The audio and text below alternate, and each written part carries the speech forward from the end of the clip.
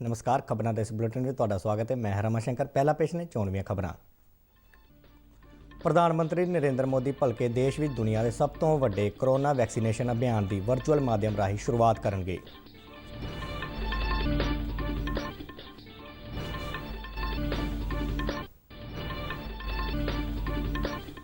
सरकार ने कहा है कि कोविड टीके के पूरे चक्कर लिए 2 खुराकां 28 दिनों के फर्क तो बाद दित्तियां जाणगियां।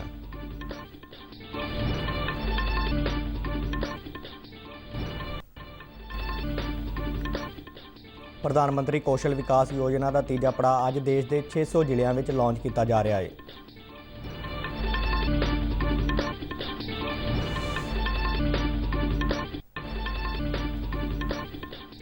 संसद का बजट इजलास 29 जनवरी को, केंद्रीय बजट 1 फरवरी को पेश किया जाएगा।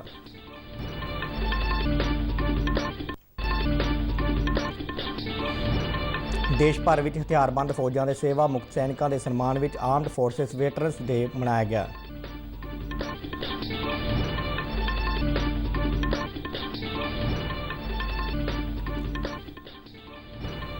रक्षा मंत्री राजनाथ सिंह ने वेटरन्स डे मौके बेंगलुरु में हवाई सेना के हैडकुआटर विखे शहीद सैनिकों को श्रद्धांजलियां भेंट कीतियां।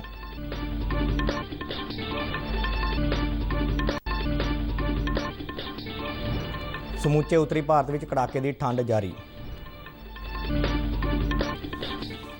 ते हुण खबरां विस्तार नाल। प्रधानमंत्री नरेंद्र मोदी भलके देश विच दुनिया के सब तो वड्डे कोरोना वैक्सीनेशन अभियान की वर्चुअल माध्यम राही शुरुआत करनगे। ਇਹ ਉਹ ਇਤਿਹਾਸਕ दिन होगा जब दुनिया भारत की कोरोना विरुद्ध फैसलाकुन लड़ाई की गवाह बनेगी।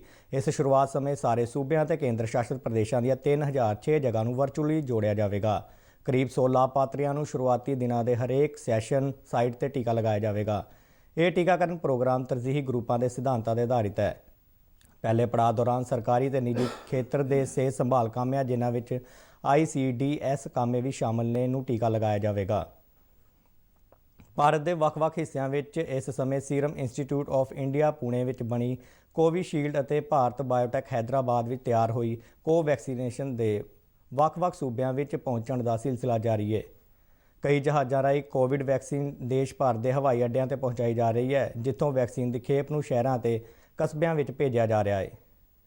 सूत्रों अनुसार सरकार वालों खरीदी गई कोविशील्ड वैक्सीन की 1 करोड़ 10 लाख खुराक का 75% हिस्सा बीते 2 दिनों दौरान देश के लगभग 60 निर्धारित थावों पर पहुँचाया गया।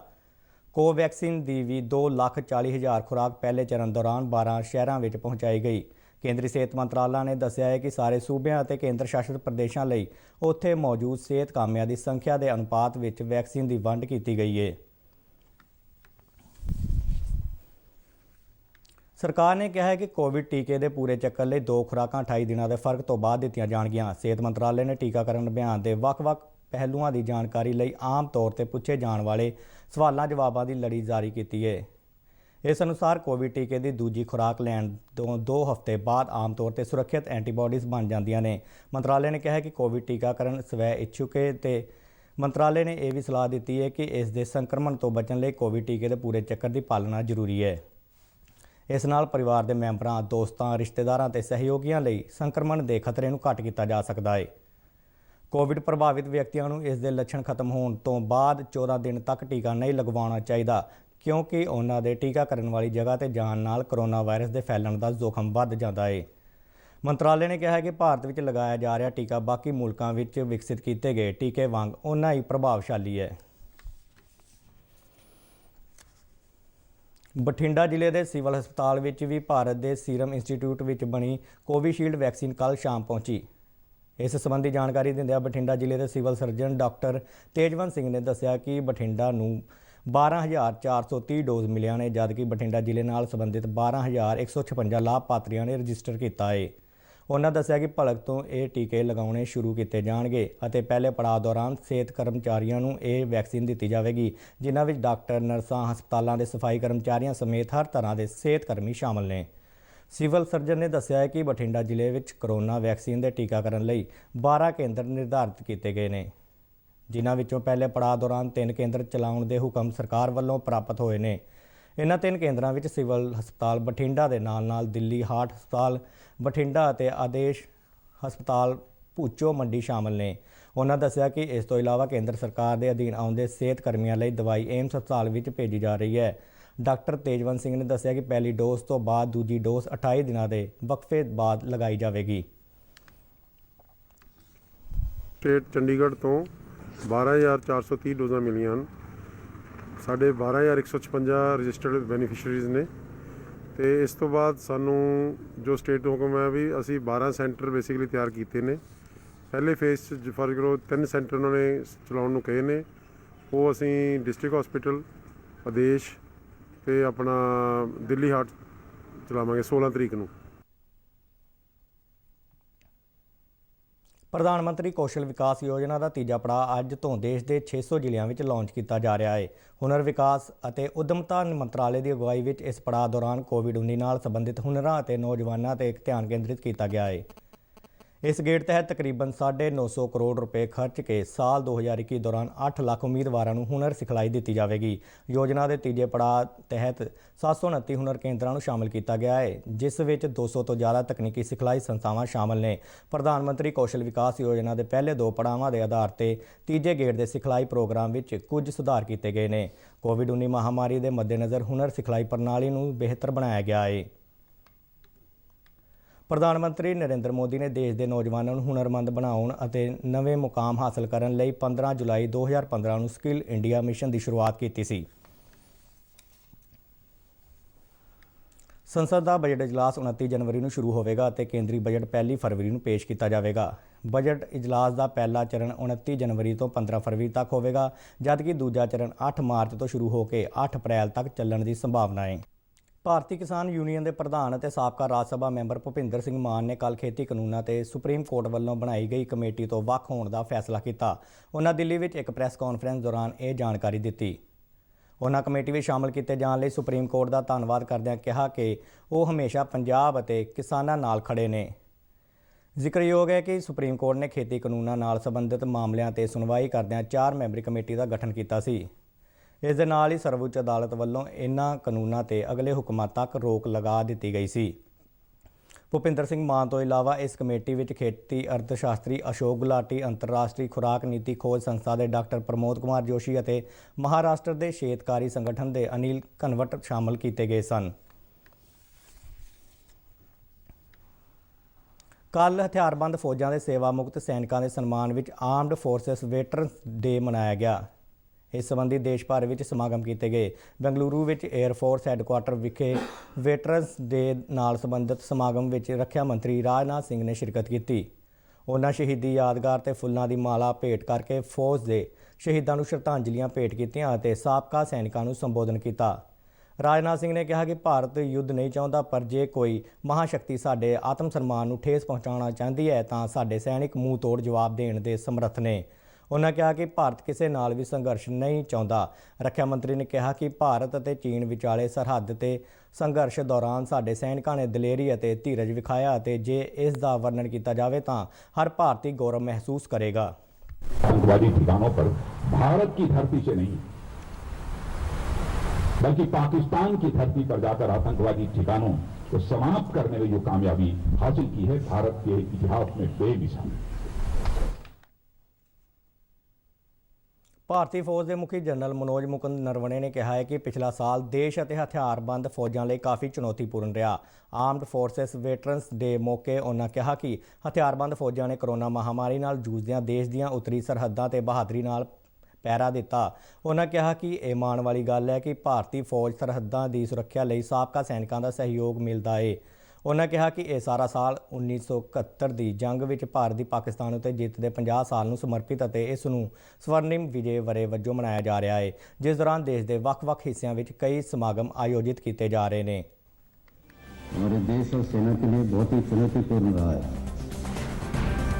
सेना उत्तरी सीमाओं पर सुरक्षा में दृढ़ता से डटी रही और साथ ही कोविड महामारी का सामना सक्षम रूप से करती रही। मुझे ये कहते हुए गर्व है कि इस कार्य को सफलतापूर्वक करने के लिए हमारे वेटरन्स का पूरा सहयोग मिला। ये पूरा साल ਜਲੰਧਰ ਵਿੱਚ ਵਜਰ ਕੋਰ ਵੱਲੋਂ ਹਥਿਆਰਬੰਦ ਵੱਲ ਵੈਟਰਨਸ ਦਿਵਸ ਮੌਕੇ ਕੱਲ ਸਵਰਨਿਮ ਵਿਜੇ ਵਰਾ 2021 ਤਹਿਤ ਜਲੰਧਰ ਅਤੇ ਲੁਧਿਆਣਾ ਮਿਲਟਰੀ ਸਟੇਸ਼ਨ ਵਿਖੇ ਤਿੰਨੋਂ ਸੈਨਾਵਾਂ ਦੇ ਸਾਬਕਾ ਸੈਨਿਕਾਂ ਲਈ ਇੱਕ ਕੈਂਪ ਦਾ ਆਯੋਜਨ ਕੀਤਾ ਗਿਆ। ਵਜਰ ਸ਼ੌਰਿਆ ਸਥਲ ਜਲੰਧਰ ਵਿਖੇ ਕਰਵਾਏ ਗਏ ਸ਼ਰਧਾਂਜਲੀ ਸਮਾਗਮ ਦੌਰਾਨ GOC ਵਜਰ core lieutenant general C Bansi Ponnappa ਅਤੇ ਸੇਵਾ ਮੁਕਤ ਲੈਫਟੀਨੈਂਟ ਜਨਰਲ ਸੁਰਜੀਤ ਸਿੰਘ ਸਾਂਗਰਾ, ਸੇਵਾ ਮੁਕਤ ਲੈਫਟੀਨੈਂਟ ਜਨਰਲ S ਬਾਈਆ, ਸੇਵਾ ਮੁਕਤ ਲੈਫਟੀਨੈਂਟ ਜਨਰਲ SN ਬਾਵਾ ਅਤੇ ਕਈ ਹੋਰ ਸੀਨੀਅਰ ਸਾਬਕਾ ਸੈਨਿਕਾਂ ਨੇ ਸ਼ਹੀਦਾਂ ਨੂੰ ਸ਼ਰਧਾਂਜਲੀਆਂ ਭੇਟ ਕੀਤੀਆਂ। ਤਿੰਨਾਂ ਸੈਨਾਵਾਂ ਦੇ ਆਰਮਡ ਫੋਰਸਸ ਵੇਟਰਨਸ ਅਤੇ ਸਟੇਸ਼ਨ ਦੇ ਸੇਵਾ ਅਧੀਨ ਸੈਨਿਕਾਂ ਦੀ ਵੱਡੀ ਸੰਖਿਆ ਵਿੱਚ ਇਸ ਸਮਾਗਮ ਵਿੱਚ ਸ਼ਿਰਕਤ ਕੀਤੀ। Corps commander lieutenant general C Bansi Ponnappa ਨੇ ਆਪਣੇ ਸੰਬੋਧਨ ਵਿੱਚ ਕਿਹਾ ਹੈ ਕਿ ਉਹ ਸੇਵਾ ਮੁਕਤ ਸੈਨਿਕਾਂ ਦੇ ਨਿਰਸਵਾਰਥ ਡਿਊਟੀ ਭਾਵਨਾ ਪ੍ਰਤੀ ਸਮਰਪਣ ਅਤੇ ਤਿਆਗ ਨੂੰ ਸਵੀਕਾਰ ਕਰਦੇ ਨੇ। ਉਹਨਾਂ ਕਿਹਾ ਕਿ ਸਾਬਕਾ ਸੈਨਿਕ ਹਥਿਆਰਬੰਦ ਸੈਨਾਵਾਂ ਪਰਿਵਾਰ ਦਾ ਮਹੱਤਵਪੂਰਨ ਅੰਗ ਨੇ ਅਤੇ ਉਹਨਾਂ ਦੀਆਂ ਜ਼ਰੂਰਤਾਂ ਤੇ ਇੱਛਾਵਾਂ ਨੂੰ ਪੂਰਾ ਕਰਨ ਲਈ ਵਜਰ ਕੋਰ ਹਰ ਸੰਭਵ ਕੋਸ਼ਿਸ਼ ਕਰੇਗਾ। GOC ਨੇ ਲੁਧਿਆਣਾ ਮਿਲਟਰੀ ਸਟੇਸ਼ਨ ਵਿੱਚ ਆਯੋਜਿਤ ਸਾਬਕਾ ਸੈਨਿਕਾਂ ਦੀ ਰੈਲੀ ਵਿੱਚ ਵੀ ਹਿੱਸਾ ਲਿਆ। ਇਸ ਰੈਲੀ ਵਿੱਚ 300 ਤੋਂ ਵੱਧ ਸਾਬਕਾ ਸੈਨਿਕ ਸ਼ਾਮਲ ਹੋਏ। ਇਸ ਮੌਕੇ ਨਿਰਧਾਰਿਤ ਕੋਵਿਡ ਪ੍ਰੋਟੋਕਾਲ ਤਹਿਤ ਮੈਡੀਕਲ ਕੈਂਪ ਅਤੇ CSD ਸਹੂਲਤਾਂ ਦੇ ਕੈਂਪ ਦਾ ਆਯੋਜਨ ਕੀਤਾ ਗਿਆ।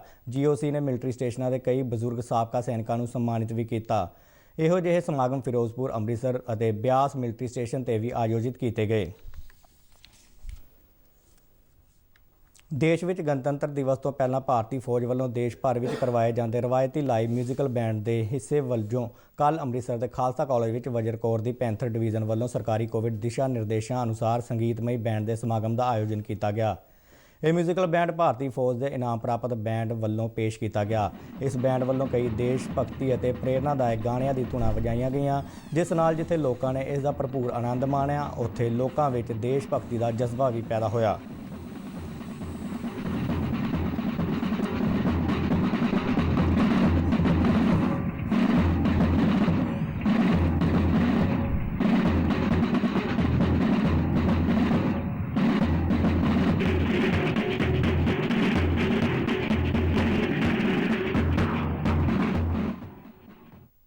ਸਮਾਗਮ ਦੇ ਅੰਤ ਵਿੱਚ ਪੈਂਥਰ ਡਿਵੀਜ਼ਨ ਦੇ general officer commanding major general Raju ਬੈਂਜ਼ਲ ਵੱਲੋਂ ਕੋਵਿਡ ਯੋਧਿਆਂ ਦਾ ਸਨਮਾਨ ਕੀਤਾ ਗਿਆ, ਜਿਨ੍ਹਾਂ ਵਿੱਚ ਪੰਜਾਬ ਪੁਲਿਸ ਕਰਮੀ, ਡਾਕਟਰੀ ਅਤੇ ਸਿੱਖਿਆ ਪੇਸ਼ੇ ਨਾਲ ਸੰਬੰਧਿਤ ਲੋਕ ਸ਼ਾਮਲ ਸਨ। ਸ਼੍ਰੀ ਮੁਕਤਸਰ ਸਾਹਿਬ ਵਿਖੇ 40 ਮੁਕਤਿਆਂ ਦੀ ਯਾਦ ਵਿੱਚ ਲੱਗਣ ਵਾਲੇ ਮਾਘੀ ਮੇਲੇ ਮੌਕੇ ਕੱਲ੍ਹ ਵੱਡੀ ਗਿਣਤੀ ਵਿੱਚ ਸ਼ਰਧਾਲੂ ਸ਼੍ਰੀ ਦਰਬਾਰ ਸਾਹਿਬ ਮੁਕਤਸਰ ਸਾਹਿਬ ਵਿਖੇ ਨਤਮਸਤਕ ਹੋਏ। ਕੜਾਕੇ ਦੀ ਠੰਡ ਦੇ ਬਾਵਜੂਦ ਸ਼੍ਰੀ ਗੁਰੂ ਗੋਬਿੰਦ ਸਿੰਘ ਜੀ ਦੀ ਚਰਨ ਛੋਹ ਪ੍ਰਾਪਤ ਸ਼੍ਰੀ ਮੁਕਤਸਰ ਸਾਹਿਬ ਜੀ ਦੀ ਧਰਤੀ ਵਿਖੇ ਭਾਰੀ ਗਿਣਤੀ ਵਿੱਚ ਸ਼ਰਧਾਲੂ 40 ਮੁਕਤਿਆਂ ਨੂੰ ਸਜਦਾ ਕਰਨ ਪਹੁੰਚੇ। ਮਾਘੀ ਇਸ਼ਨਾਨ ਬੀਤੀ ਰਾਤ 12 ਵਜੇ ਤੋਂ ਬਾਅਦ ਸ਼ੁਰੂ ਹੋ ਗਿਆ। ਉਦੋਂ ਤੋਂ ਹੀ ਲੋਕ ਕਾਫਲਿਆਂ ਵਿੱਚ ਮੁਕਤਸਰ ਸਾਹਿਬ ਪਹੁੰਚਣੇ ਸ਼ੁਰੂ ਹੋ ਗਏ। ਗੁਰਦੁਆਰਾ ਸ਼ਹੀਦਗੰਜ ਵਿਖੇ ਅੰਮ੍ਰਿਤ ਵੇਲੇ ਤੋਂ ਹੀ ਸੰਗਤਾਂ ਦਰਸ਼ਨਾਂ ਲਈ ਲੰਬੀਆਂ ਕਤਾਰਾਂ ਵਿੱਚ ਖੜੀਆਂ ਨਜ਼ਰ ਆਈਆਂ। ਸੰਗਤ ਦੀ ਭਾਰੀ ਆਮਦ ਨੂੰ ਵੇਖਦਿਆਂ ਪੁਲਿਸ ਪ੍ਰਸ਼ਾਸਨ ਵੱਲੋਂ ਸੁਰੱਖਿਆ ਦੇ ਪੁਖਤਾ ਬੰਦੋਬਸਤ ਕੀਤੇ ਗਏ। ਗੁਰਦੁਆਰਾ ਸ਼ਹੀਦਗੰਜ ਸਾਹਿਬ ਵਿਖੇ 12 ਜਨਵਰੀ ਤੋਂ ਆਰੰਭੇ ਗਏ ਸ਼੍ਰੀ ਅਖੰਡ ਪਾਠ ਸਾਹਿਬ ਦੇ ਭੋਗ ਕੱਲ੍ਹ ਸਵੇਰੇ 6 ਵਜੇ ਪਾਏ ਗਏ। ਭਾਈ ਮਹਾਂ ਸਿੰਘ ਦੀਵਾਨ ਹਾਲ ਵਿਖੇ 12 ਜਨਵਰੀ ਤੋਂ ਹੀ ਰਾਗੀ ਢਾਡੀ ਪ੍ਰਚਾਰਕਾਂ ਨੇ ਸੰਗਤ ਨੂੰ ਗੁਰੂ ਇਤਿਹਾਸ ਨਾਲ ਜੋੜਿਆ। ਗੁਰਦੁਆਰਾ ਸਾਹਿਬ ਵਿੱਚ ਸੰਗਤ ਲਈ ਲੰਗਰ ਦੇ ਪ੍ਰਬੰਧ ਤੋਂ ਇਲਾਵਾ ਮੁਕਤਸਰ ਸਾਹਿਬ ਦੇ ਬਾਜ਼ਾਰਾਂ ਵਿੱਚ ਵੀ ਵੱਖ-ਵੱਖ ਸੰਸਥਾਵਾਂ ਵੱਲੋਂ ਲੰਗਰ ਲਗਾਏ ਗਏ। ਸਮੁੱਚਾ ਉੱਤਰੀ ਭਾਰਤ ਸੀਤ ਲਹਿਰ ਦੀ ਚਪੇਟ ਵਿੱਚ ਬੀਤੇ 24 ਘੰਟਿਆਂ ਦੌਰਾਨ ਪੰਜਾਬ, ਹਰਿਆਣਾ, ਚੰਡੀਗੜ੍ਹ ਅਤੇ ਕੌਮੀ ਰਾਜਧਾਨੀ ਦਿੱਲੀ ਵਿੱਚ ਲੋਕਾਂ ਨੂੰ ਹੱਡ ਚੀਰਵੀਂ ਠੰਡ ਦਾ ਪ੍ਰਕੋਪ ਝੱਲਣਾ ਪਿਆ ਅਤੇ ਆਉਣ ਵਾਲੇ ਦਿਨਾਂ ਵਿੱਚ ਵੀ ਕੋਈ ਰਾਹਤ ਦੇ ਆਸਾਰ ਨਜ਼ਰ ਨਹੀਂ ਆ ਰਹੇ।